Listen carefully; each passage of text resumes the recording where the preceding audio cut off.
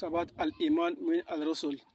نؤمن بالله الأب القادر خالق السماوات والأرض، ونؤمن بربنا عيسى المسيح ابن الوحيد بقدرة الروح القدس، هو ولد من مريم العذراء، هوتي في وقت الوالي بيلاطس البنطي، وصلبوه وهو مات ودفنوه في القبور، هو قام من الموت في اليوم الثالث واترفع في السماء، وقاعد في زينة الله الأب القادر، ومن هناك هو يقبل ليحكم الحيين والميتين.